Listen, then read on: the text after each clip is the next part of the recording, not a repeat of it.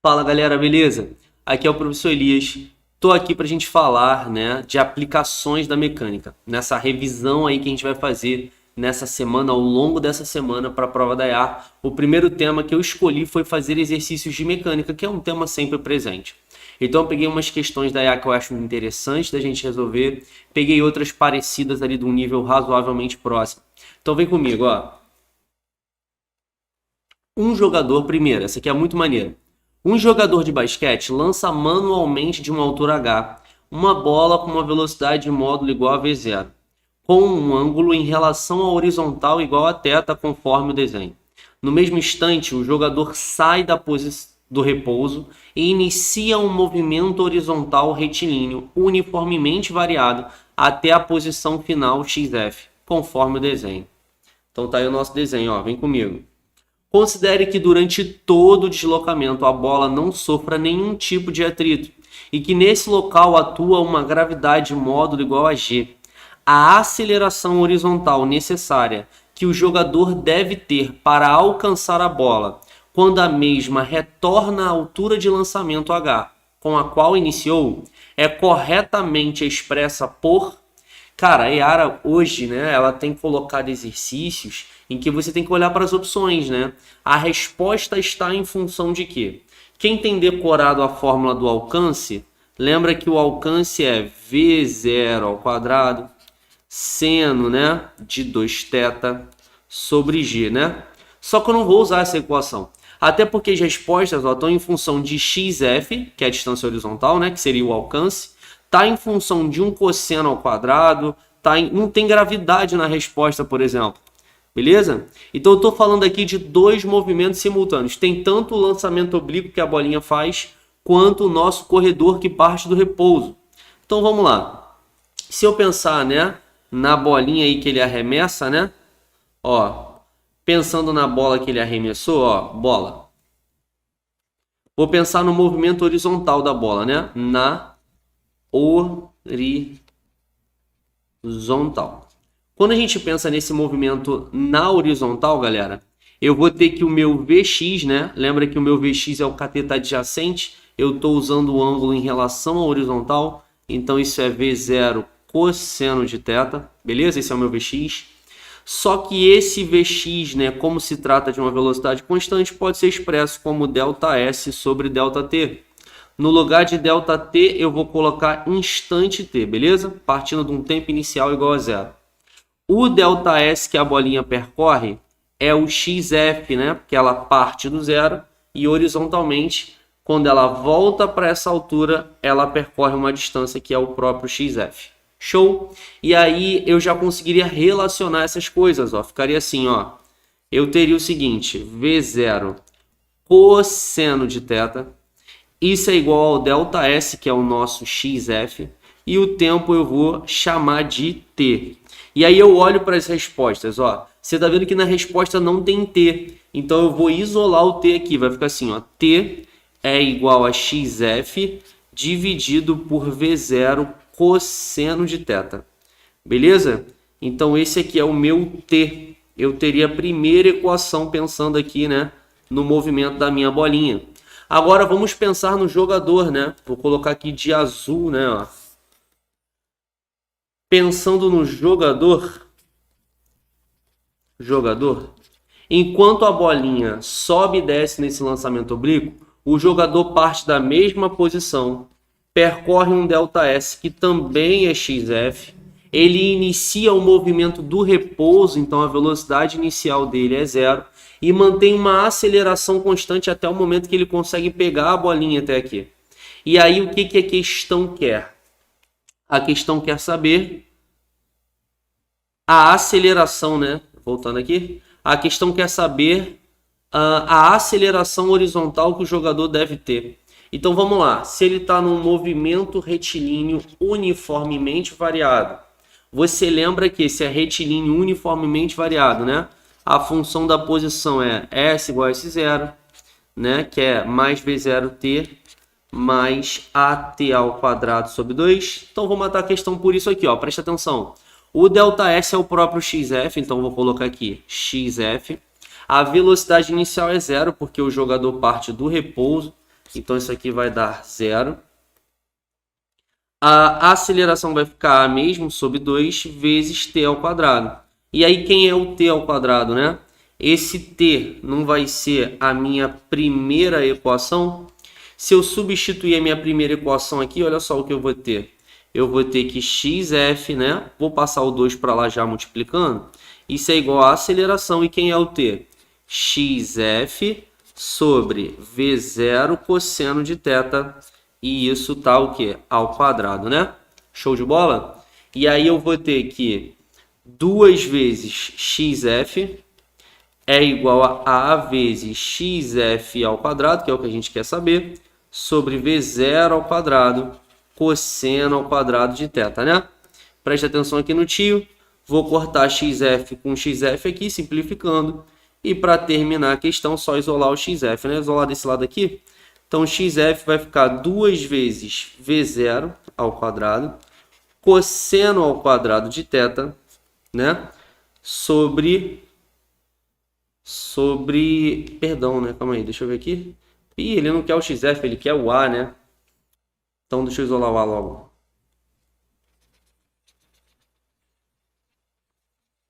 Ó, ele quer o a, porque é a aceleração horizontal dele, não sei porque eu estou isolando o xf.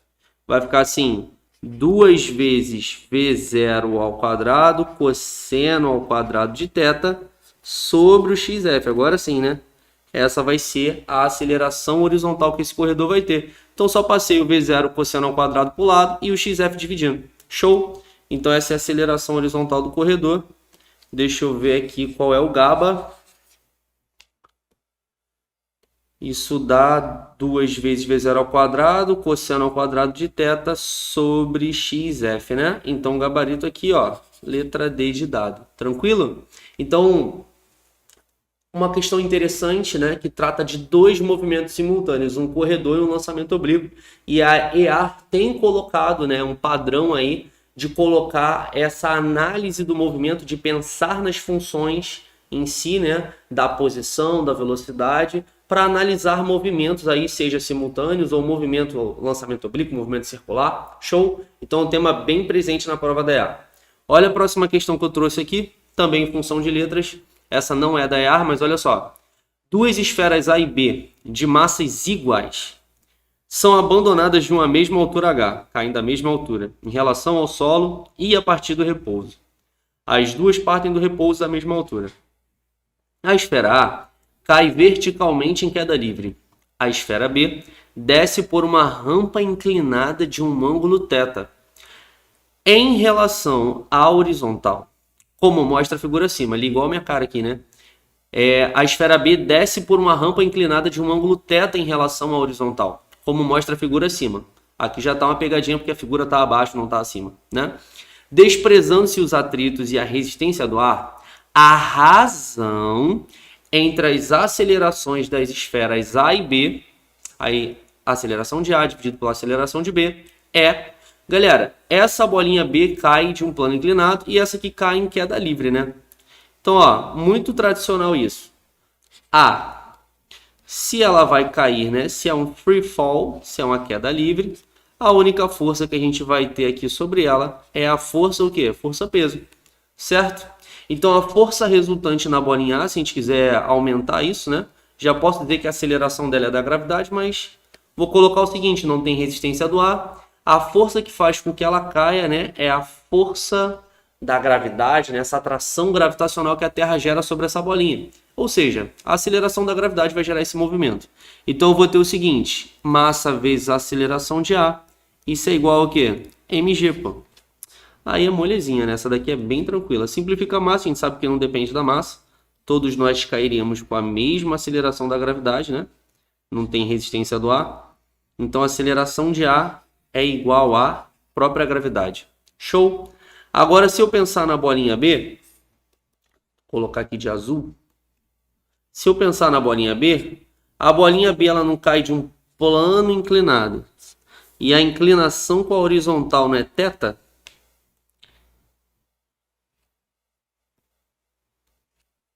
Então, olha só. Quais forças temos aqui, né? Não tem atrito, novamente, ele pede para desprezar todos os atritos. A inclinação com a horizontal é θ, então fala para mim, né? Quando a gente analisa no plano inclinado, nesse sistema eu tenho peso normal, né? Se eu tenho peso normal, já vou aqui, ó, tradicionalmente colocar decomposto para você, tá?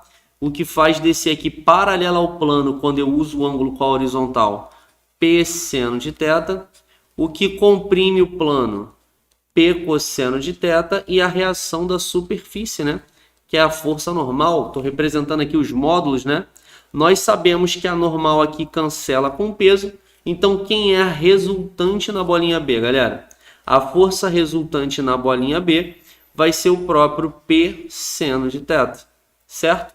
Força resultante vai ser a massa de B vezes a aceleração de B. O peso de B vai ser a massa de B vezes a gravidade vezes o seno de θ. Show? Tranquilo? Essa é tranquila, né? Só tem que colocar aqui em função do que ele quer, ó.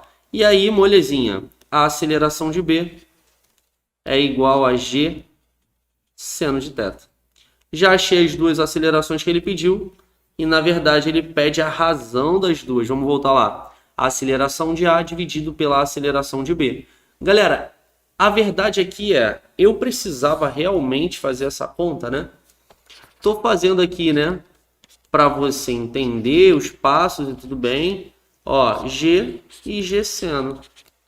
Então, isso vai dar 1 sobre seno de θ. Acho que ele deixa assim, né? Ó, então gabarito letra E. Mas eu realmente precisava fazer isso aqui?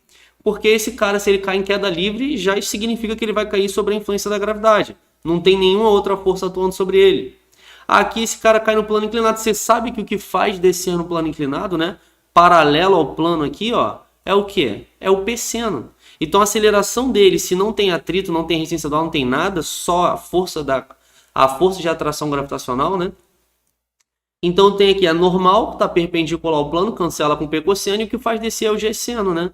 Então ficaria G sobre G seno, seria bem intuitivo isso, né? Tranquilinha essa? Essa é bem tranquila da gente pensar a respeito, né? Show? Vamos para a próxima. Um sistema inicialmente em repouso é constituído por dois blocos A e B de massas respectivamente iguais a 9 kg e 15 kg. Salvo engano, essa é da SpaceX ou da IAR, né? Então eu tenho dois blocos, um de 9 e um de 15, que estão unidos por um fio que passa por uma polia presa ao teto, conforme pode ser observado na figura. Logo após o sistema iniciar o movimento, estava em repouso, estava parado, em equilíbrio, qual o tempo mínimo em segundos necessário para que a parte inferior do B toque no solo? Considere o fio e a polia como ideais. A aceleração da gravidade no local igual a 10 metros por segundo ao quadrado. E despreze os efeitos da resistência do ar. Bebês, lembra, quem tem essa aula comigo aí sabe que eu dou um bizu nisso aqui, que é bem simples, né? Se eu quiser saber a aceleração desse tipo de sistema, a massa dos blocos são 15 e 9. E a gravidade é 10, né? Então a massa de B, 15 kg. Massa de A, 9 kg. E a aceleração da gravidade aqui, 10 metros por segundo ao quadrado. Tá. Qual é o bizu para achar a aceleração, né? O bizu para achar a aceleração, a gente sabe que o peso de B é maior, então vou subtrair os pesos. PB menos PA e dividir por MB mais MA. Toda vez que tem um sistema assim, né, com esses dois blocos pendurados numa roldana, não tem mais nada, né, além disso. Não tem um campo elétrico, um campo magnético, um bloco em cima do outro, força elástica, não. São só dois blocos presos numa roldana. Aí tu pode usar esse bizu, tá bom? Que é o seguinte, eu vou provar ele aqui, ó. Mas antes deixa eu aplicar. O peso de B é 150, menos o peso de A, que é 90, dividido por MB mais MA, que vai dar 15 mais 9. Então a aceleração seria 60 sobre 24. Se eu simplificar por 6, né, vai ficar 10 sobre 4. Isso dá 2,5 metros por segundo ao quadrado. Essa seria a aceleração desse sistema. Mas qual é a via tradicional para a gente resolver, né? A via tradicional é olhar o bloco B e o bloco A. Então tem aqui, ó, bloco B. Só para a gente praticar, que é o que a gente chama de isolamento dos corpos, né? A gente sabe que o peso de B é maior do que o de A. Então eu tenho peso de B e aqui eu tenho tração. Mas o B, ele é mais pesado, né? Então, a referência positiva aqui estou colocando para baixo, que eu sei que ele vai descer. Então, a força resultante em B vai ser o quê? PB menos tração.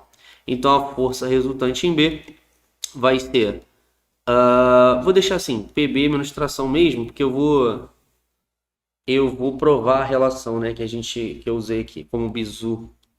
Então, vai ficar assim, MB vezes A. Isso é igual a PB menos T. Eu vou deixar assim, porque como eu te disse, eu quero provar a relação. Beleza? Então, tá aqui, ó. Essa é a primeira equação. Show? Agora eu vou olhar para o bloco A. Vem comigo, ó. Bloco A. Se eu considerei que o B, né? O B vai descer. Se o B vai descer, é porque o A vai explodir. O A vai subir, né? Que é o peso de A. Aqui é a tração, né? E a gente sabe o seguinte, que esse cara, né? Ele sobe. Então, estou adotando a referência positiva para ele do movimento para cima, né? E aí vai ficar o quê? Força resultante sobre A. Como o B desce, faz com que ele suba aceleradamente, né? Vai ser T menos o peso de A, né? Então, a força resultante em A vai ser o quê? MA vezes A. É uma roldana móvel, então a aceleração é a mesma para os dois, né? T menos o peso de A. E essa seria mais second equation, bebês. Essa seria a minha segunda equação. Sucesso? E agora a gente tem o quê? Agora a gente tem o que a gente chama de system, de sistema. Vou fazer o sisteminha, galera. Juntar as duas equações, né? Quando eu junto as duas equações, olha só como é que fica legal. MB vezes a aceleração. Isso é igual ao peso de B, né? Menos T. MA vezes a aceleração, isso é igual a T menos o peso de A. Classicamente, o que a gente vai fazer? Classicamente, deu uma colinha aqui, né? Classicamente, a gente soma para poder cancelar aqueles carinhas ali, ó. Presta atenção aqui como é que vai ficar. MA mais MB, né? MA mais MB vezes a aceleração. Quando eu somar T com menos T vai cancelar, ó. T com menos T vai cancelar. Isso vai ficar igual a PB menos PA. E aí, qual foi o bizu que eu dei? Subtrai os pesos, né? Vê quem tem o maior peso e divide pela soma das massas, tá bom? Então, eu fui provar a relação que eu dei a vocês. Essa seria a aceleração aí, caso isso venha, porventura, cair na prova, tá bom? Só que a gente já fez isso e já achou que a aceleração é 2,5, né? A gente já achou que a aceleração é 2,5. Então, já provei lá, vou continuar a questão aqui. Ele não quer saber quanto tempo esse bloco B leva para atingir o solo? Delta S não é A vezes T ao quadrado sobre 2, que é parte do repouso? O delta S aqui, né, 1,25 metros, né? E a aceleração dos dois, né, 2,5 metros por segundo ao quadrado, não é isso? Então, se eu substituir, vai ficar assim, ó. Vai ficar 1,25, né? A aceleração é 2,5 vezes t ao quadrado sobre 2. Se eu simplificar, 1,25 é igual a 1,25 vezes t ao quadrado. Então, t ao quadrado vai dar 1, né? Então, t 1 segundo. Então, acabei de achar aqui o t como 1 segundo. Isso dá gabarito. Isso dá letra A. Show, é o tempo que o B vai levar para tocar no solo. Decidi colocar essa questão só para dar a vocês um bizu mesmo, né, dessa ideia do tempo de queda. Tranquilinho? Vem comigo, ó. Olha essa outra questão aqui. Uma partícula de massa m é lançada obliquamente a partir do solo. O módulo da velocidade de lançamento é igual a V0. De novo, lançamento oblíquo. Tem sempre, não diria sempre, mas ela está bem presente na prova da IAR, né? Ou isso ou circular, né? Tem isso também. O módulo da velocidade de lançamento é igual a V0. E suas componentes, V0x na horizontal, que a gente sabe que é constante, né? Se não tiver atrito, se não tiver ninguém aí atrapalhando. E V0y na direção vertical. Essa partícula atinge a altura máxima igual a Hzinho. A relação entre as energias mecânicas nos instantes do lançamento e ao atingir a altura máxima é: considere o movimento conservativo e o módulo da gravidade igual a G constante. Galerinha, qual é o gabarito aqui, né? Como é que a gente vai relacionar? No instante inicial, quando ela sai do solo, né? Ela tem o quê? Ela tem V0, que ele falou de lançamento. tá bom? Então, no começo a gente não tem só V0y, então essa aqui é desprezível. Aí ele vai arremessar e lá na altura máxima, só trata de uma coisa, né? Na altura máxima ele vai ter uma altura h em relação ao solo, né? Ele vai ter uma altura h aqui. E lá na altura máxima a gente não pode esquecer que a gente tem o Vx de lançamento. Então, se o sistema é conservativo, meus amores, essa é tranquilinha. Se aqui é o ponto A e aqui é o ponto B, sistema conservativo, a energia mecânica em A é igual à energia mecânica em B. Show! Sistema conservativo, né? Então, no começo, quem a gente tem? Partiu do solo. Então, tinha energia cinética com velocidade V0, né? Então, eu teria aqui no começo uma energia cinética em A. Já vou colocar direto, beleza? mv0 ao quadrado sobre 2. É isso que eu tinha no ponto inicial de lançamento. Lá em cima, que é no ponto B, a gente não pode esquecer que também tem velocidade. Tem o Vx, né, que é a constante. Na verdade, ele chama de V0x, né? Deixa eu corrigir lá. Só por esse capricho, né? Ele chama de V0x. E é V0x mesmo, porque a velocidade horizontal é constante, não vai sofrer influência da gravidade em si, né? Então aqui, ó, vou ter o Vx, porque lá na altura máxima a gente ainda tem a velocidade na horizontal, né, no lançamento oblíquo. Mas quem? Se eu tenho altura, eu também vou ter em relação a esse solo, essa superfície, uma energia potencial gravitacional. Show? Então essa questão é maneira. Na última prova, ou na penúltima, ele colocou perguntando a energia cinética em função do tempo, né? Interessante isso, tá? Mas tá aqui, ó. Então, energia inicial. Na altura máxima, a gente tem a parcela horizontal da energia cinética, vamos dizer assim, né? Parcela horizontal da velocidade. E energia potencial gravitacional. Show? Molezinha? Essas questões aí, né? Tem que estar na nossa corrente sanguínea. Olha essa aqui que é maneira. Essa aqui é da EAR também, tá?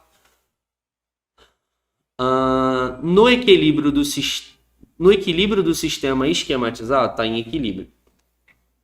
A esfera B está na iminência de sair do plano.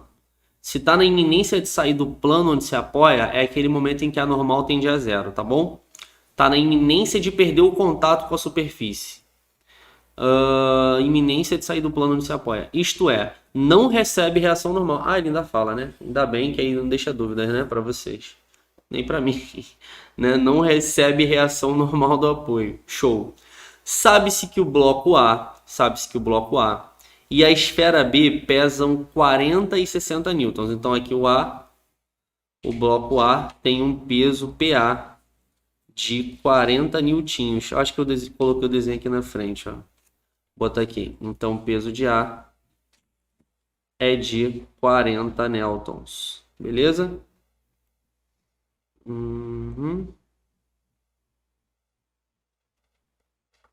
E o peso de B é de 60 newtons. Então tá aqui.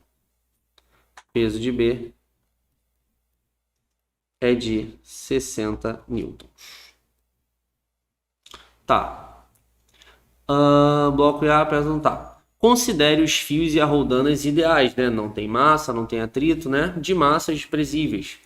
O peso do bloco C em newtons vale... Bom, ele quer saber o peso do bloco C. Vamos lá. O peso de B vale 60, né? Deixa eu colocar aqui. Já botei aqui. Então vamos lá. Primeiramente, essa questão é maneirinha, né? Tem várias coisas aqui acontecendo, mas todo o sistema está em equilíbrio, tá? Então se eu olho primeiro o bloco A, ó, bloco A. Quando eu olho para o bloco A, qual é o peso do bloco A, né? O peso do bloco A é de 40 newtons, tá aqui. PA 40 newtons, não é isso? Tem uma atração para cima T, que vai se equilibrar com esse peso, né? Porque tem uma força resultante igual a zero, o sistema está em equilíbrio. Então, o módulo dessa atração aí, né? Estou representando um T. Então, T vai ser igual, vai ter o mesmo módulo que o A, que o peso de A, né? Que está em equilíbrio. Show? Beleza. Só que essa atração, olha só o que vai acontecer. Ela vai passar na roldana móvel, ó. Vou marcar aqui de laranjinha, ó. Olha aqui o que acontece com essa corda. Passa nessa roldana fixa e depois ela passa nessa roldana móvel. Galera, se é uma roldana móvel, vou colocar aqui de vermelho. Vermelho, cadê? Ó, Roldana. Roldana móvel, né? A nossa Roldana móvel, coloca ela aqui. Ela tem uma outra corda que puxa ela para baixo, tá bom? Ela tem uma outra corda que puxa ela para baixo, que eu vou chamar de telinha. E ela tem a outra corda, né, que a gente conhece, essa de amarelo, que a tração ao longo dessa corda é T, né? Então aqui é T e aqui é T. Só que a massa da Roldana é desprezível, não é isso? Se a massa da Roldana é desprezível, eu estou colocando T aqui porque eu não estou falando do vetor, estou falando dos módulos em si, né, que é de 40 newtons. Esse cara aqui eu chamei de telinha. Se o sistema está em equilíbrio, o que a gente sabe? A gente sabe que o telinha para baixo não tem que ser igual a 2T, não é isso? Se o telinha para baixo tem que ser igual a 2T, esse T é 40 newtons. Então, telinha vai ser 2 vezes 40. Então, telinha vai ser, sabe quanto? 80 newtons. Show? Esse é o telinha que puxa essa roldana para baixo, para ela ficar em equilíbrio. O sistema está todinho em equilíbrio. Lembra que essa roldana não tem massa, por isso que eu não considerei o peso dela. E aí, olha só o que vai acontecer com essa corda aqui, ó, de 80 newtons, ó. Ela vai puxar a esfera B, não é isso? Ela vai gerar uma reação aqui puxando o B para a esquerda, né? Então agora eu vou olhar para a esfera B. Vou colocar de quê? De verde, né? Deixa eu ver como é que ele chama, esfera B mesmo. Ó, então vou colocar aqui, ó, esfera B. Olha que legal. Você sabia que essa questão é da EA, só que é de... Na época que Pedro Álvares Cabral tentou passar para a aeronáutica, não conseguiu, aí foi para o iPhone. Brincadeira, né? Ó, a gente tem aqui, ela é bem antiga essa questão, tá bom? Quando eu olho para a esfera B, olha que desenho lindo da esfera B, né? Ela tem um peso aqui, ó. Vou colocar todas as forças no seu centro de massa, tá bom? O peso de B é de 60 newtons, né? A corda telinha puxa ela para cá, ó. Não é isso? Tem um telinha para cá, né? E eu tenho que uma outra tração que eu vou chamar de quê? De não faço ideia. Vou chamar de telinha-linha, vou chamar de T2, né? Olha só, e esse ângulo com a horizontal é quanto, né? Esse ângulo com a horizontal é θ. Então tá aqui o θ. Show? Agora vamos lá, presta atenção no tio. Se o sistema está em equilíbrio, né? Esse telinha aqui, vou considerar, né? No desenho mostrado para gente que ele é perpendicular ao solo, né? No caso, ele está paralelo ao solo, perpendicularmente ao peso, perdão. Que é o seguinte, esse telinha e esse peso de 60, se eles estão perpendiculares, como é que eu vou achar a resultante? Eu posso fazer isso decompondo T2 também, né? Eu posso, por exemplo, decompor o T2, chamar T cosseno e T seno e relacionar esses caras. Mas olha só o seguinte, se o sistema está em equilíbrio, a resultante entre o telinha e o peso de 60, né? O telinha aqui é 80 newtons, né? Que a gente já achou. A resultante entre o telinha... deixa eu ver aqui. Vou botar aqui de laranja. A resultante entre o telinha, que é 80 newtons, e o peso de 60, né? Vai ter que ser igual a quem? Vai ter que ser igual ao T2, né? Para o sistema estar em equilíbrio, né? Então, esse resultante aqui que eu vou achar vai cancelar com T2, certo? E eu preciso saber esse T2, porque esse T2 é o que vai sustentar o bloco C para entrar em equilíbrio, né? Então, nesse sistema, considerando isso aqui, né? Perpendicularmente, né? Perpendicularmente aqui ao peso, né? Perpendicular, no caso, essa corda estaria na horizontal. O que eu vou considerar, então? Que esse R é o próprio T2, né? O módulo, estou falando dos módulos, né? O módulo de R é igual ao módulo de T2, certo? E como é que eu encontro esse R, o módulo dele? R ao quadrado vai ser o quê? PB ao quadrado mais T' ao quadrado, né? Se o R é o próprio T2, ó, substituindo aqui, vai ficar assim, T2, que é a corda que vai sustentar o C ao quadrado, o peso de B, 60 ao quadrado, mais o T', que é o quê? 80 ao quadrado, né? Então, T2 ao quadrado, isso dá 3.600 mais 6.400, galera. Então, T2, né, ao quadrado é o triângulo 3, 4, 5, né, vezes 20, né? Aqui é 60, aqui é 80, então isso vai dar 100, né, que vai dar 10.000 e a raiz de 10.000 vai me dar que o T2 dá 100 newtons, beleza? E esse T2 é quem? Deixa eu ver se tem um. Não tem. E esse T2 é quem? Esse T2, ele vai ser, né, a corda que sustenta o C. Deixa eu marcar ele aqui de outra cor, né? Vou marcar ele de verde aqui nas cordas, né? Então, esse T2 que puxa o B aqui, ó, que eu tô pintando, ele é a mesma corda que sustenta o bloco C, né? Então, se eu separar aqui, ó,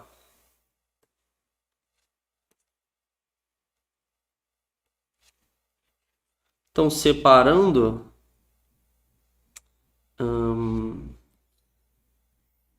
ó, aqui eu vou ter o bloco C. Então, o bloco C, quando eu colocar ele aqui, eu vou ter aqui o peso de C, que aqui vai ficar pequenininho, tem que ser igual ao módulo de T2, né? Porque o sistema está em equilíbrio. Então, o peso de C cancela, né, com o próprio T2, né? O que a questão quer? O bloco C, o peso do bloco C em newtons. Então, o peso do bloco C em newtons, PC, vai ser de 100 newtons, porque tem que ser igual ao módulo de T2. Show? Então, isso dá 100, gabarito letra B. Questão interessante, né? Questão interessante que a gente respeitou um caminho aqui. Eu olho para o bloco A, olho para a roldana, olho para a esfera B, para conseguir chegar no bloco C. Show? Tranquilinho? Molezinha? Então, achei aqui, né? Deixa eu ver, bloco A, 40, 80, 60, show de bola. Tranquila essa? Vamos para mais uma? Ó, vem comigo. Deixa eu beber um pouquinho d'água.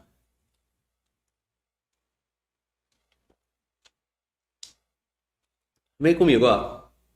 Um bote de assalto deve atravessar um rio de largura igual a 800 metros. Galera, as provas têm, né, utilizado muito o conceito de uma velocidade relativa, de uma velocidade resultante para um determinado sistema. Mas vamos ver essa daqui, olha. Essa questão aqui é interessante também. Um rio de largura igual a 800 metros numa trajetória perpendicular à sua margem, num intervalo de tempo de 1 minuto e 40 segundos, com velocidade constante. Então, o que ele deve fazer é o quê? Ele vai atravessar perpendicularmente a margem. Considerando o bote como uma partícula, desprezando a resistência do ar e sendo constante e igual a 6 metros por segundo, a velocidade da correnteza do rio em relação à sua margem. O módulo da velocidade do bote em relação à água do rio deverá ser de... Vem comigo. Bom, tá aqui. Ó, a correnteza naturalmente vai jogar o barco para cá, né? Não vou botar água de vermelho, não. Vou botar de azul, né? Ó, tá aqui. Então tá aqui o rio. Agora faz toda a diferença. Depois que eu fiz as ondinhas, ficou muito mais fácil de ver agora, né? Olha só. A velocidade que eu vou chamar de VC, que é a velocidade da correnteza, vale 6 metros por segundo. Ele deu pra gente, tá?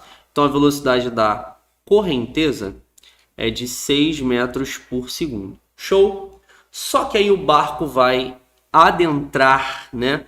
O barco, quando ele começar a se movimentar, a pergunta é: para onde é que esse barco vai? Para onde ele está indo?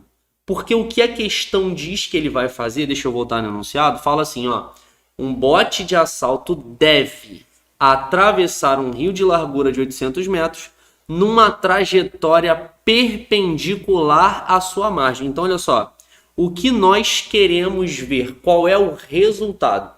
Porque você tem que entender que quando o barco entra, né, nesse rio, quando ele começar o movimento no rio, o que a gente vai ver de resultado é um movimento perpendicularmente à margem, ó. Cadê o meu? Aqui, vou botar de vermelho.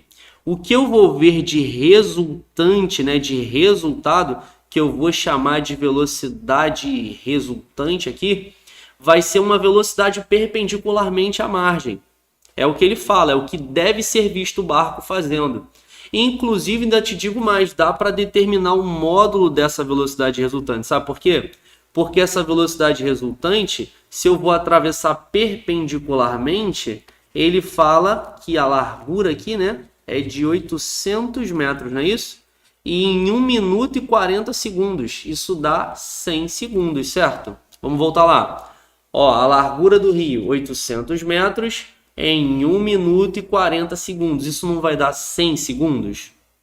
Então, eu vou ter aqui, ó, que a velocidade resultante que eu vou ver esse barco fazendo é de ΔS por ΔT, vai dar 800 sobre 100.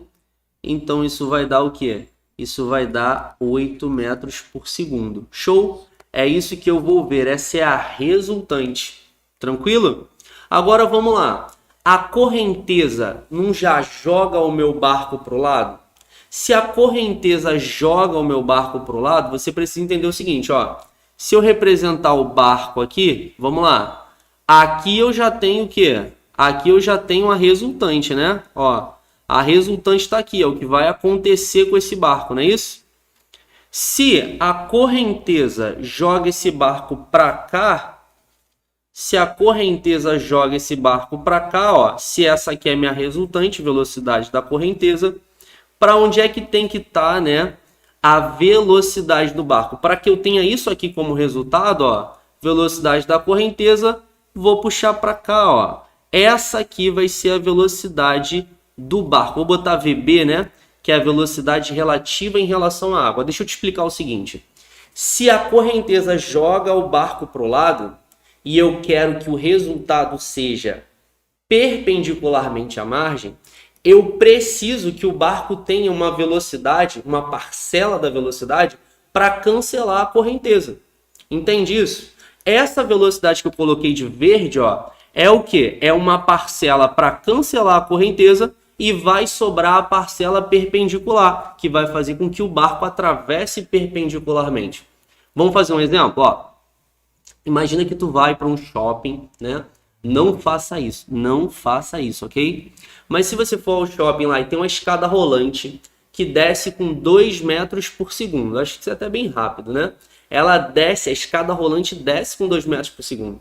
Se a escada rolante desce e você entra nessa escada rolante tentando subir com 2, você concorda comigo que eu que estou fora olhando a situação acontecer, eu vou ver você parado? Eu vou ver você parado, porque a escada rolante te joga para baixo com 2. E você está tentando correr para cima com 2, essas velocidades vão se cancelar. Entende? Então, para que o barco não seja jogado para o lado, é necessário que o barco tenha uma velocidade igual à da correnteza, só que no sentido contrário. Então, ele vai cancelar essa parcela da correnteza. Você entende isso? E aí acabou a questão fica muito simples. Porque, olha só, para que sobre essa aqui de vermelho, ó, o que eu vou fazer? Tá aqui a minha velocidade da correnteza que é 6, a resultante é 8. Quanto é que tem que ser esse de verde? Não é o meu triângulo 3, 4, 5 vezes 2? Então, se eu representar aqui só como os módulos, né? Ó, tá aqui a resultante que é 8, tá aqui a da correnteza que é 6, e eu quero saber, né, a hipotenusa desse triângulo retângulo, que é a velocidade do barco em relação à correnteza. Então, a velocidade do barco em relação à correnteza vai ficar assim, VB ao quadrado, 6 ao quadrado mais 8 ao quadrado. Eu vou ter o seguinte, eu vou ter que VB ao quadrado vai dar 36 mais 64. Então, VB ao quadrado dá 100. Então, VB dá 10 metros por segundo. Show? Então, aplicação muito maneira de velocidade relativa, galera. Tranquilo? O que vocês acharam dessa questão, né? A gente tem uma questão, né, de movimento relativo que dá para fazer no movimento retilíneo uniforme, no circular, em várias aplicações que a já fez, tá? Se não me engano, essa questão aqui é da SpaceX, mas eu coloquei para a gente poder relembrar esse conceito aí de velocidade relativa. Show? Vamos lá? Vamos para a próxima. Ih, aqui sobrou espaço. Vem. Agora, meu amor, eu vou misturar outra coisa. Agora a gente vai relacionar aqui, ó, energia. Dá para relacionar energia, dá para usar decomposição. Deixa eu ver o que eu vou fazer aqui, ó. Vem comigo. No plano inclinado, que também é uma questão muito tradicional da prova, né? Um bloco homogêneo encontra-se sobre a ação de uma força de intensidade de 4 newtons, constante e paralela ao plano. O bloco percorre a distância B que é igual a 1,6 metros ao longo do plano com velocidade... Ai, olha aqui, ó. Velocidade constante. Se a velocidade é constante, o que eu posso dizer? Velocidade constante, a aceleração é nula, né? A força resultante é igual a zero.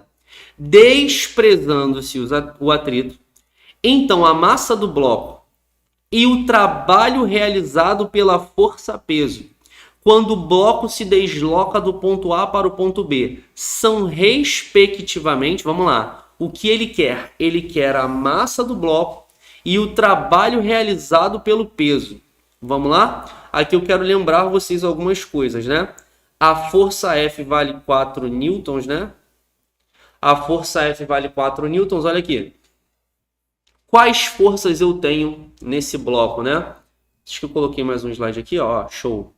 Quais forças eu tenho nesse bloco? Vou desenhar aqui só para a gente representar as forças, né? Ó. Tá aqui o bloco.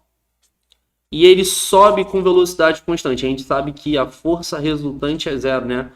Tanto o módulo quanto nossa representação aí vetorial. Então, o F aqui, cujo módulo é de 4 newtons, né? Tá aqui o F de 4 newtons. Beleza, o bloco sobe com velocidade constante. Fala pro tio, quais outras forças estão atuando aqui, né? Tem que saber. Plano inclinado, meu amigo, não tem peso, né? Não tem peso. Tem P seno e P cosseno, né? Já coloca decomposto aí, hein? Então, aqui vai ficar P seno de 60, não é isso? Já decomposto. Quem que eu tenho aqui? P cosseno de 60, não é isso? E quem é a reação da superfície? Vou colocar de azul. A reação da superfície não é a nossa força normal? Sim ou não? Se o sistema está em equilíbrio, bebê. Sistema está em equilíbrio, como é que eu sei? A velocidade é constante. Então aqui, ó, o módulo do peso tem que ser igual ao módulo da força normal. Então já poderia escrever aqui, ó. Força normal vai ser igual ao módulo do P cosseno. Porque estão se cancelando, está em equilíbrio. Outra, né? Essa força F de 4 newtons não tem que ser igual ao P seno? Não tem que ter o mesmo módulo, né? Então, se eu tenho 4 newtons para cima, eu tenho que ter 4 newtons para baixo, porque a força resultante é zero, né? Então, paralelo ao plano, o F é igual ao P seno de 60, né? Então, vem comigo. O módulo de F vale 4 newtons, peso é massa vezes a gravidade, e o seno de 60 é raiz de 3 sobre 2. Então, você vai ficar 4. A massa, quanto que é a massa? A massa é o que eu quero saber. A gravidade é 10 vezes raiz de 3 sobre 2. Show! Simplifico 10 com 2, isso vai ficar 4 é igual a m vezes 5 raiz de 3. Tranquilo? Então, ó, vou continuar aqui, ó. Vai ficar assim, 4 sobre 5 raiz de 3. Isso é igual a m, né? Vou trocar os lados aqui e vou racionalizar. Vai ficar assim, ó, m 4 sobre 5 raiz de 3. Racionalizar aqui para tirar essa raiz daqui do denominador. Então, a massa vai ficar 4 raiz de 3 sobre 15 quilogramas. Olha que massa top. Então, essa seria a massa do bloco. Vamos lá ver. 4 raiz de 3 sobre 15. Tem uma aqui, ó. Pode ser letra E, né? Essa aqui também. E pode ser A, B e E, né? A gente já sabe que a E também não é resposta. Sabe por que a E não é resposta? Porque, vamos lá, qual é a segunda pergunta? O trabalho realizado pela força-peso.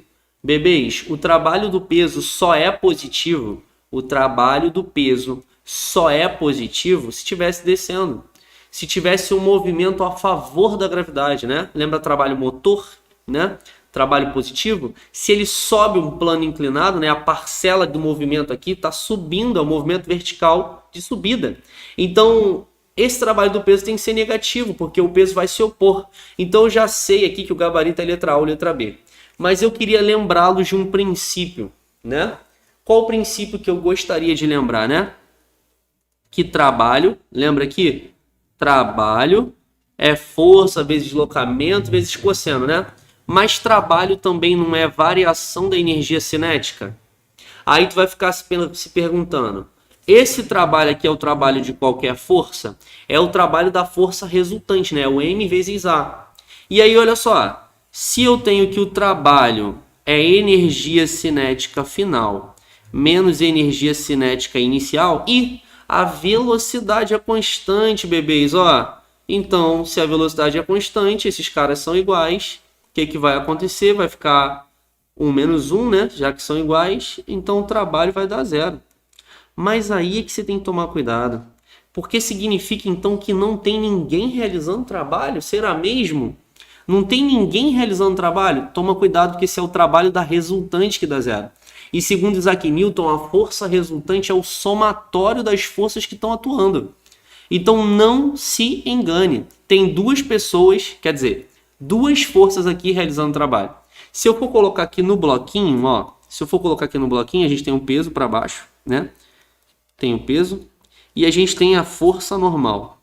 A força normal, nesse caso, ela não realiza trabalho porque ela está perpendicular ao movimento, né? Então eu só tenho três forças, peso normal e a força F. Se o peso, né, tá aqui, atuando contra esse movimento de subida, a força F, que é a força motora, né, ou motriz, que faz com que o movimento seja de subida, né, ela que está puxando o sistema, e a força normal que está perpendicular, o cosseno de 90 é zero. Então, quais forças que eu tenho aqui que estão realizando trabalho? Eu tenho o trabalho da força F, ó. Eu tenho o trabalho da força F, mais o trabalho de quem? Do peso, não é isso? Certo? Isso vai ser igual a zero. E aí, se eu tenho esses dois caras realizando trabalho, só que o trabalho da força resultante é zero, então a soma dos trabalhos tem que dar zero, né? Então, ele não quer o trabalho do peso? Vou fazer aqui de forma mais simples, ó. Então, o trabalho do peso é igual a menos o trabalho da força F. Como ela é uma força motora, né? Tá na direção e no sentido do movimento, vai ser menos F vezes D. Então, o trabalho do peso vai ser igual de quem? Menos 4 vezes 1,6, bebês. Então, o trabalho do peso vai dar menos 6,4 joules. Show? Então, esse seria o trabalho do peso. Sabe como a maioria de vocês faria essa questão? Vocês fariam assim, trabalho em MGH. Ah, mas é um movimento de subida, tem que achar a altura. Beleza, se quiser fazer MGH, você já tem a massa, ó. Só que olha a massa, 4 raiz de 3 sobre 15. Aí você tem que achar a altura aqui também, ó. Ia ter que achar a altura aqui, né? Ia ter que pegar aqui 1,6, aqui 60, achar o H, certo? E aí tu vai fazer MGH, no caso menos MGH, que também vai dar menos 6,4. Show? Então eu escolhi aqui o caminho mais prático, né? Porque eu sei que o trabalho do peso vai ter que ter o mesmo módulo do trabalho da força F, porque são as únicas forças que estão realizando o trabalho. Todavia, entretanto, a gente sabe que se a velocidade é constante, a força resultante dá zero, o somatório dos trabalhos também está dando zero aqui.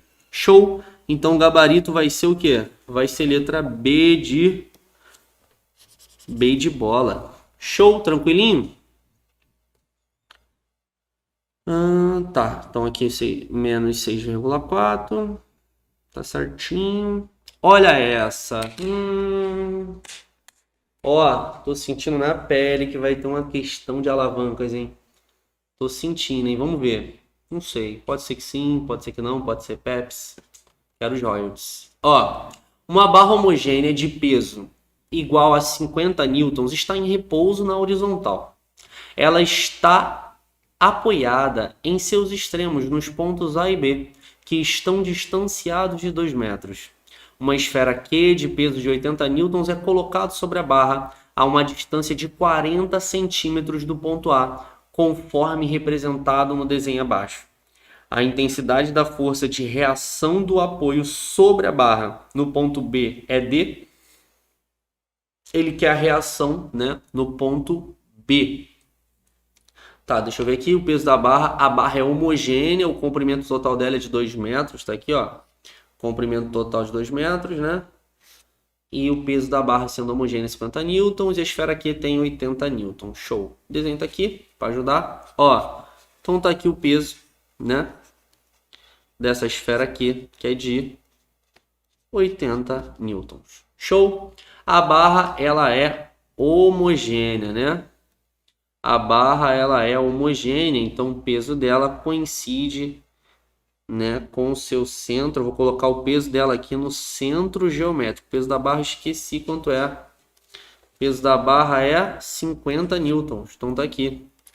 E está coincidindo com o seu centro geométrico, então o centro geométrico da barra, ó, 1 metro para esse lado e 1 metro para o outro lado, tá? Tem 1 metro de cada lado, né? A barra toda tem 2 metros. Show de bola. Agora, quem sustenta esse sistema, né? Porque ela está em equilíbrio, está paradinha, né? Está parada, tem equilíbrio, né? A força resultante é zero e o momento resultante é zero, porque não tem nem aceleração e nem momento, ela não está girando, né? Então aqui seria a reação A e aqui a reação B, né? Escuta o seguinte, né? Olha só. Primeiramente, a força resultante é igual a zero. Então eu teria o seguinte, ó. Calma aí. Opa, volta. Ó, eu dando spoiler, né? Vamos lá. Eu vou ter que a força resultante é zero, porque está em equilíbrio. Se está em equilíbrio, a força resultante é igual a zero, vai ficar assim, ó. RA mais RB vai ser igual a quem? 80 mais 50. O que eu fiz? Eu coloquei as forças que estão para cima, RA mais RB, tem que ser igual ao peso para baixo. Por que, Elias? Porque a força resultante é igual a zero, está em equilíbrio, né? Então eu sei que RA mais RB vai ter que dar 130, né?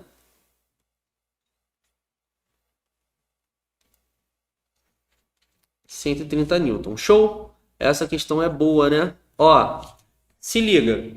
Além da força resultante igual a zero, a gente sabe que eu vou colocar aqui de azul, ó. A gente sabe que o momento resultante é zero. Acho que só com o momento eu vou resolver. O momento resultante é zero. Eu coloquei essa questão para você usar o seu raciocínio. Vamos lá. Tem duas reações RA e RB sustentando essa barra, né? E eu tenho um peso de 50 e de 80. Eu tenho 130. Se esses 130 estivessem exatamente no meio da barra, equidistante dos apoios, se tivesse equidistante, sabia que deveria ser 65, 65? Entenda o que eu estou falando. Pega a bolinha Q e coloca exatamente no meio da barra. Se você colocá-la no meio da barra, o que a gente vai ter? A gente vai ter a força resultante, né, igual a zero. Então eu sei que RA mais RB daria 130. Mas como está equidistante, então eu teria que o RA deveria ser igual ao RB, né?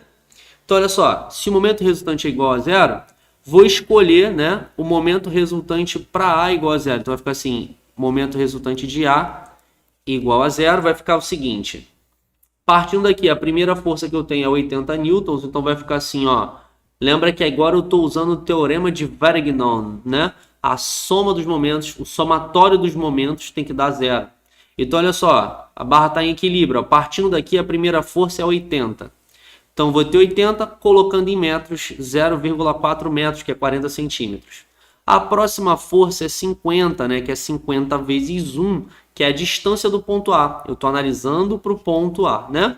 Menos o RB, por que menos? Porque a tendência de rotação do B é no sentido contrário.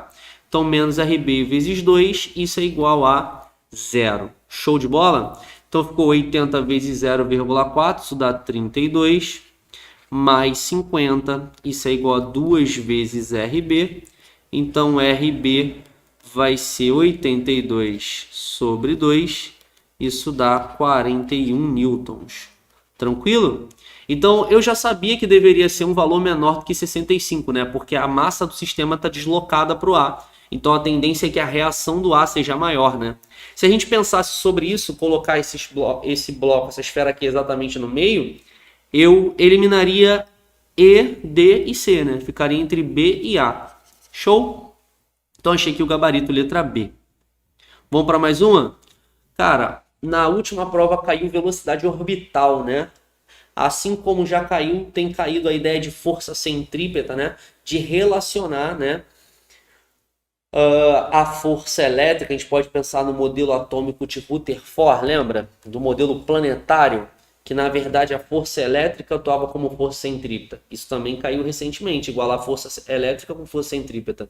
Recentemente caiu a velocidade orbital, para você relacionar o seguinte: se eu tenho a Terra girando ao redor do Sol, Segundo a explicação de Isaac Newton, né, é porque essa força de atração gravitacional, ela atua, né, como uma resultante centrípeta.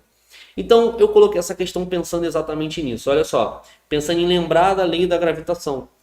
Na superfície da Terra, considerada uma esfera perfeita de raio igual a 6.400 quilômetros. Então, o raio da Terra é de 6.400 o quê? Quilômetros. Isso na superfície da Terra, né?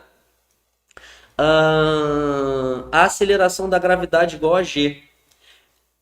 Essa aceleração da gravidade ficará reduzida a g sobre 9 a uma altura a partir do solo igual a... Vamos lá. Então, olha só. Não deixei espaço aqui. Vou fazer aqui então, ó. Então, na superfície, se eu colocar a Terra aqui, ó. Se eu colocar a Terra aqui, ó. Tá aqui a Terra. Respeito, a esfera perfeita. Todos conseguem ver, né? Na superfície da Terra, aqui na superfície, ele está falando que a gravidade vale g, né? Como é que a gente vai determinar essa aceleração da gravidade? Constante, né? Massa da Terra, né? Sobre a distância que você está do centro ao quadrado, né? Como é que a gente encontra essa relação? É só igualar o peso, né, em massa vezes gravidade com a força de atração gravitacional. Mas, olha só. Então, quando a gente está na superfície, né? Que a distância do centro vai ser o próprio raio, a gravidade ele fala que vale g. Então, olha só. Quando eu tenho aqui g, isso é igual ao quê? Gm, né? Sobre o raio. Vou deixar aqui em quilômetros para a gente poder achar a resposta em quilômetros, ó, 6.400. Isso aqui, né? Ao quadrado. Show? Aí, quando ele está a uma certa distância, vou mudar a distância. Ó. Quando está a uma certa distância da superfície, né? Que eu vou chamar aqui de H, né? Ele quer saber a altura a partir do Sol. Então, eu chamei aqui de H. Aqui é RT. Aí, aqui nesse ponto, ele fala que a gravidade vale o quê? Vale G sobre 9. Tudo bem? Agora vem comigo. Se a gravidade aqui vale G sobre 9, então nesse ponto aí, né, nessa altitude, a minha gravidade G', a constante de gravitação é a mesma, a massa da Terra continua sendo a mesma, só que qual é a distância agora que eu estou do centro da Terra? Não seria RT, né, mais H, né? Não seria isso? Que eu pego sempre a distância em relação, né, ao centro em si do corpo, né? Então essa gravidade agora ele não falou que é G sobre 9, galera? Não ficaria assim, ó, o raio da Terra é 6.400 e a gravidade é G sobre 9. Então eu vou colocar assim, ó, G sobre 9 é Gm, né? Sobre o quê? Sobre 6.400, já vou achar a resposta em quilômetros, mais H, vezes, né? No caso aqui, 6.400 mais H ao quadrado. Só que G, quem é o G? O G não é a primeira equação, né? A gravidade na superfície da Terra. Então, eu vou substituir isso aqui, ó. Vem comigo. Vou continuar aqui, hein, ó. Se eu continuar aqui, vai ficar assim, no lugar do G eu vou colocar Gm, né? O 9 eu vou colocar aqui destacadinho, que multiplica, né? 6.400 ao quadrado, que é o raio da Terra. Isso é igual a Gm sobre o quê? 6.400 mais H ao quadrado. Então, no lugar do G, eu tirei o G, né? Que aqui a gravidade agora é G sobre 9. Tirei o G e coloquei o quê? Que G na superfície da Terra é Gm sobre o raio da Terra. E aí você vai perceber uma coisa muito legal, ó. Ó, corta o G com G, corta o M com M. Vou passar para o outro lado, ó, multiplicando cruzado. Vai ficar assim, 6.400, né? Mais H ao quadrado, né? Isso é igual a 9 vezes 6.400, que é o raio da Terra, ao quadrado. Como eu vou passar a raiz para o outro lado e eu quero a solução positiva, né? Que o resultado daria mais ou menos isso. Mas eu quero a solução positiva, esse valor absoluto de H. Isso vai ficar assim, ó, 6.400 mais H. Quando eu passar a raiz para o outro lado, a raiz de 9 aqui, ao invés de colocar mais ou menos 3, estou colocando já o 3. Como eu disse, estou pensando na solução positiva. E 6.400 ao quadrado. Quando eu tirar a raiz disso, né, vai ficar 6.400. Show? Belezinha? Então, passando para o outro lado, né, Isso aqui dá 18.000, dá 19.200, né? Menos 6.400 que eu passei para o outro lado. Então, a altura H dá 12.800 quilômetros. Show de bola? Essa é a altura H em si. Tranquilo? Então, o que eu fiz? Né? Uma relação das gravidades, isso é clássico, isso já apareceu na EA. Essa questão não é da EA, mas é parecida, né? Então, a gravidade depende da constante, da massa em si, nesse caso aqui a massa da Terra, né? Sobre a distância que eu estou do centro. Então, se a gente fosse pensar, olha só, como é que eu resolveria essa questão de cabeça? Resolveria essa questão de cabeça pensando, sabe no quê? Que a gravidade é Gm sobre d ao quadrado, né? Então, a relação que a gravidade tem com d ao quadrado é que é inversamente, quadraticamente proporcional. Então, a gravidade não foi dividida por 9, isso significa que a distância aumentou 3 vezes. Dava para a gente pensar assim, né? Se a distância aumentou 3 vezes, quando era 6.400, virou 19.200. Tem que diminuir o raio, porque ele queria altura em relação ao solo, e aí eu acharia 12.800. Então, se a distância triplica, a gravidade fica dividida por 9. Você treina isso. Sabe como eu sei que você treina? Você treina isso na lei de Coulomb, que a força elétrica é K, que é 1 módulo de Q1 módulo de Q2 sobre D quadrado. Você treina isso aqui mesmo na força de gravitação, né? Dá para usar na gravidade, dá para usar no campo elétrico, sempre que você tem aqui destacado, né? Tá isolada a minha gravidade, ou o meu campo elétrico, ou a minha força, seja gravitacional ou elétrica, e o D está aqui embaixo ao quadrado dividindo. Então eu tenho a gravidade que é inversamente proporcional ao quadrado da distância. Então, para ficar G sobre 9, a distância precisaria, né, aumentar 3 vezes.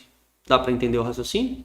Então, achei a minha altitude como, né, 12.800 quilômetros. Tranquilinho? Por isso que o gabarito é letra B de bola. Show? Vamos para mais uma? Vamos encerrar para essa daqui?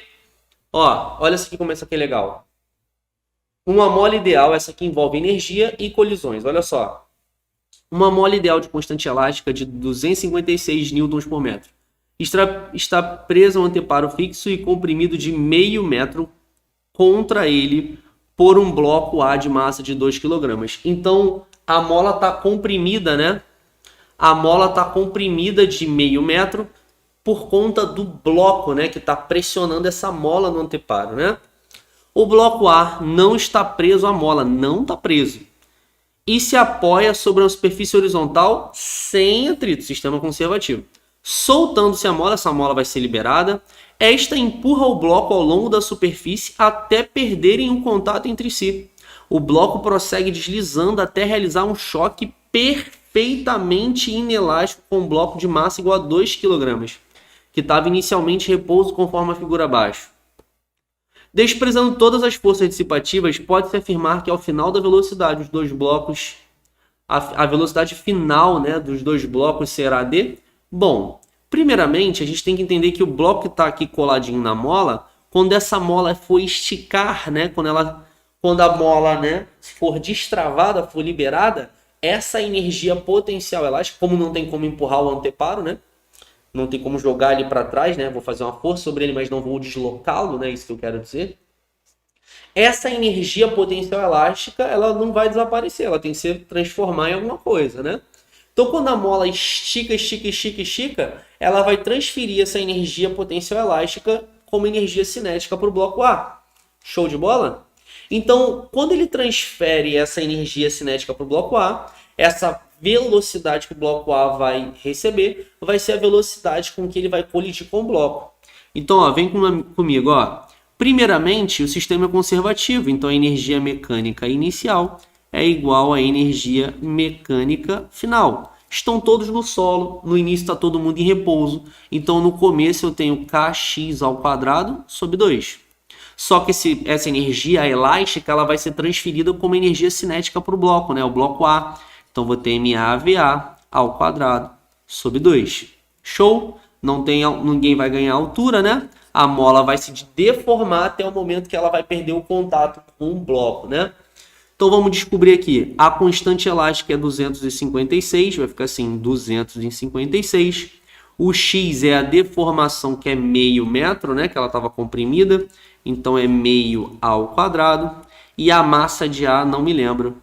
A massa de A 2 kg, né? Vai ficar 2 vezes VA ao quadrado. Show? Então a energia elástica vai se transformar em cinética.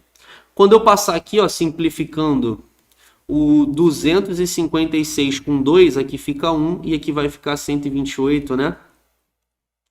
Então vai ficar 128. Isso é igual ao quê? Isso vai ser igual a meio ao... Calma aí. Tá desse lado aqui multiplicando, né? Então vai ficar vezes 0,25. Isso é igual a VA ao quadrado, né? Bom, 128 vezes 0,25. 0,25 é a mesma coisa que 1 sobre 4, né? Então eu poderia colocar aqui 1 sobre 4. 1 dividido por 4. 128 sobre 4. Isso vai dar 32, né? Isso é igual a VA ao quadrado. Então, VA, né? Quando eu passar para o outro lado, vai dar raiz de 32. Fatorando, isso é 16 vezes 2, galera. Então, VA dá 4 raiz de 2 metros por segundo. Show! Então, achei o VA, né? Como 4 raiz de 2 metros por segundo. Essa é a velocidade que o bloco A vai ter, né? Depois que a mola empurra ele. Só que acabou a história? Não, não acabou a história. Porque agora o bloco A está vindo aqui, ó, feroz. Bloco A com velocidade VA, né?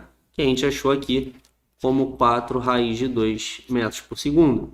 Está vindo aqui feroz colidir com quem? Com o bloco B, que inicialmente estava em repouso. Não há atrito, não há nenhum agente externo. Então essa aqui é o que eu chamo de foto inicial. Qual foi a colisão? Vamos voltar lá na questão. A colisão foi perfeitamente inelástica. Precisa lembrar que a perfeitamente inelástica é aquela que eles vão andar juntos após o choque. Não vai ter velocidade relativa entre eles. Então, se é uma colisão livre de influências externas, a quantidade de movimento inicial é igual à quantidade de movimento final, né?